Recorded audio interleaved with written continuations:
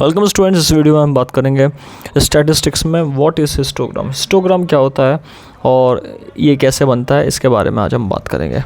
Histogram एक dimensional diagram है जो 2 डायमेंशनल डायग्राम के नाम से जाना जाता है। यानी कि इसके अंदर जो रेक्टेंगल्स है और रेक्टेंगल के बेसिस पे यहाँ पे ये डायग्राम बनता है।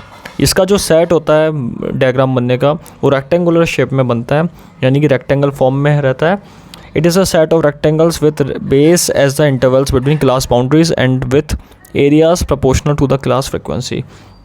जो भी क्लास बाउंड्री से रखी, जैसे 0 से 10, 10 से 20, 20 से 30, 30 से 40, तो ये क्लास बाउंड्री क्लास इंटरवल के बेसिस पे होती है और इन्हीं क्लास इंटरवल के बेसिस पे यहाँ पे क्लास बाउंड्री यानी कि हिस्टोग्राम बनता है जो कि क्लास फ्रीक्वेंसी के प्रोपोर्शनल होता है।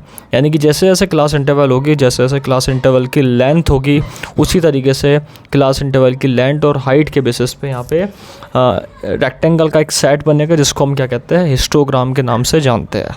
If the class interval are of equal with which they generally are the area of the rectangles are proportional to their respective frequency। जैसे जैसे width होगी उसकी, जैसे जैसे उसकी क्लास इंटरवल की हाइट होगी, उसके बेसिस पे यहाँ पे रेस्पेक्टिव फ्रीक्वेंसी के बेसिस पे हिस्टोग्राम ड्रॉ होगा।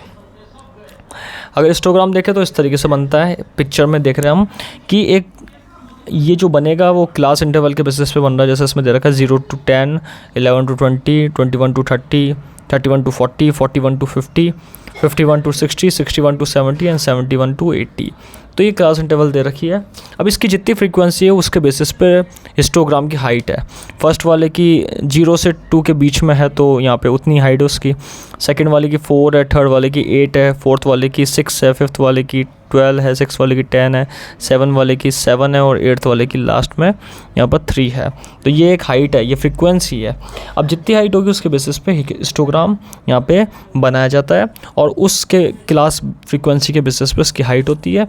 जो भी हाइट दे रखी है वो एक उसके डेटा के बेसिस पे है और बाकी यहाँ पे एक हिस्टोग्राम ड्रॉ होता है।